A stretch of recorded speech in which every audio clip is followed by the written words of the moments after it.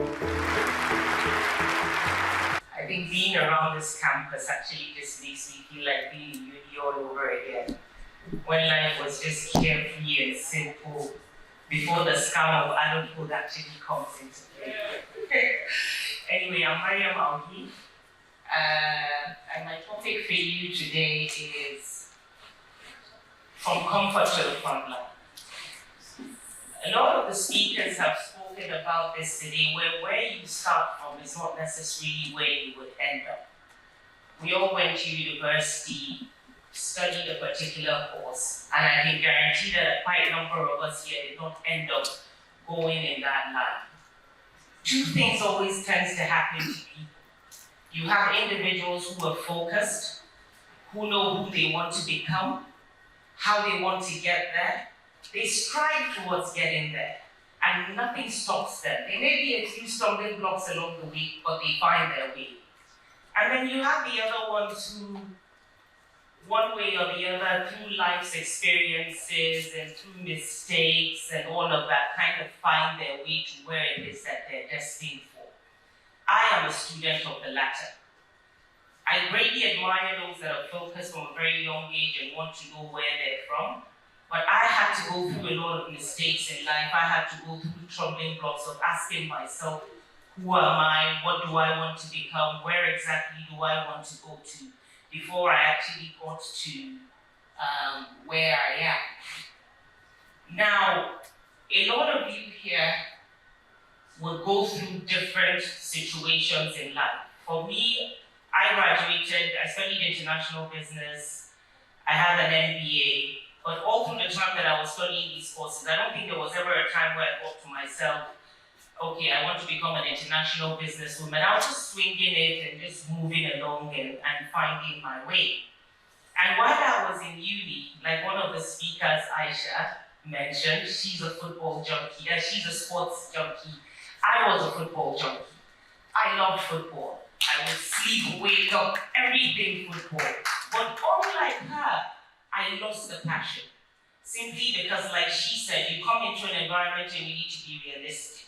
And you need to actually know where you are. You're a northern woman, you're female, you're expected to get married, you're expected to have a family, and along the way somewhere, I lost all of that. But after that, I came back home, and when I returned home, I worked at a CSO for a while. I was an investment banker as well for a while. And after investment banking, I got a government job. Now, when I got that government job, I went to the office on the first day. And by the end of the day, I told myself, I can't do this. This isn't me. I'm not going to do this.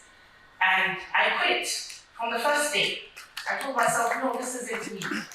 But what happened to me quitting was I went through a traumatic situation a year before. And that trauma made me question everything about myself.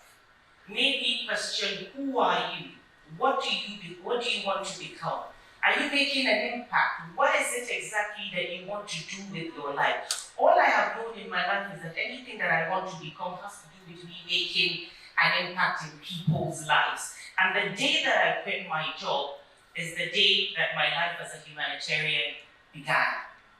Now, I look back at it, and sometimes for you to find your inner voice, for you to find who you truly are, sometimes you're going to have to go back. You're going to have to go back to all of those situations that happened to you from when you were a child to a teenager that mold you into the you of today. And I remember growing up as a child, I had a neighbor who lived right next to us. They lived in a block of flats. She was a cousin that was brought in from the village. And you know what it means when you bring a cousin from the village. And she had two major chores that she needed to do. One of the chores is they had a grinding machine and they had a kiosk. For those who were born in my generation or before me, you remember the kiosk with the Coke colors on it made out of wood. And I would come back from school every day, and the first thing that I would do is drop my bag and go to my neighbor's house. Help her with whatever it is that she's doing. Whenever she's selling at the kiosk, I'm grinding, whenever she's grinding, I'm selling at the kiosk. And I remember my mom beat me up so many times because literally I was like a street kid. I found comfort in being amongst, and I say this with all due humility. The class difference between me and her, you can't even compare. I had no reason being there, but I found comfort being there. And then when I look back at it as to the journey that life has taken me to, I realized that it did not just start after I had gone through that trauma. It has always been there.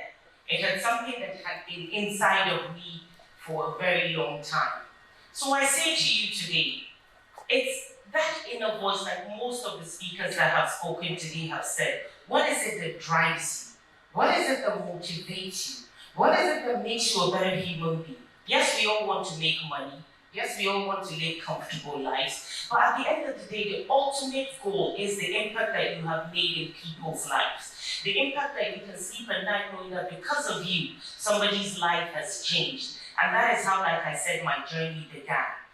And when I got into, I run an NGO called Ilmi Children's Fund, and we're focused on education for rural children in rural communities. And we had a program a few years ago. And along the way, like I said, I have come across amazing human beings and I have come across a lot of diamonds in the rough. But I want to give you an example with this particular child here. We went to a community in Kebbi State. I'm from Kebbi State. And we wanted to do a scholarship program. And we were going to do an examination to ensure that whoever gets that scholarship gets it based on merit.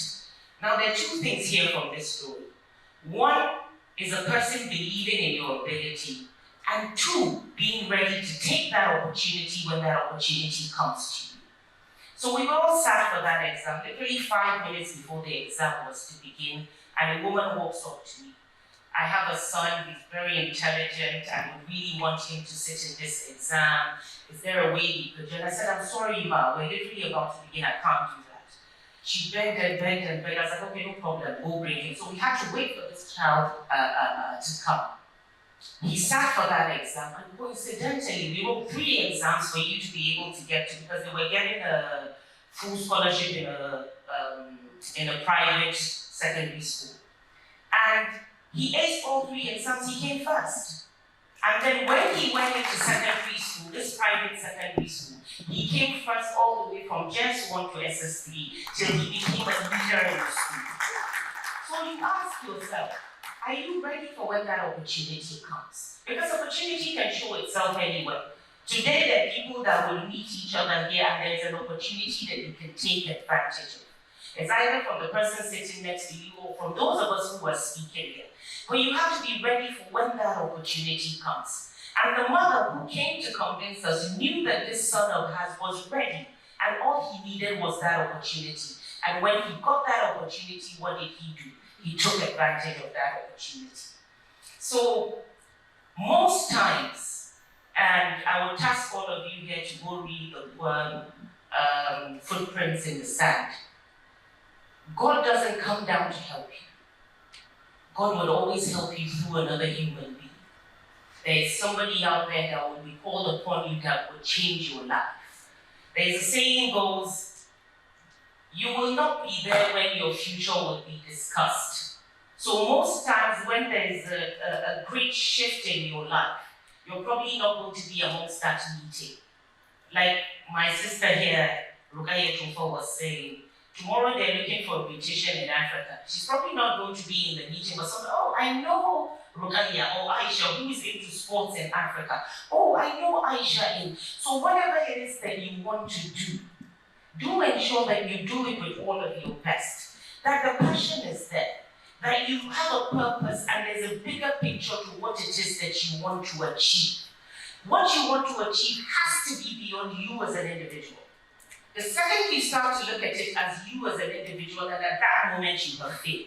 But you always have to look at the bigger picture. How many people am I going to impact? The people that you impact may never even meet you in their lives. But they could listen to you somewhere, they could hear your story, and that in itself would be the beginning of the journey of your life. So, my question to you is, Are you listening to your inner voice? Are you ready for the opportunities? And are you ready to lead? Thank you very much.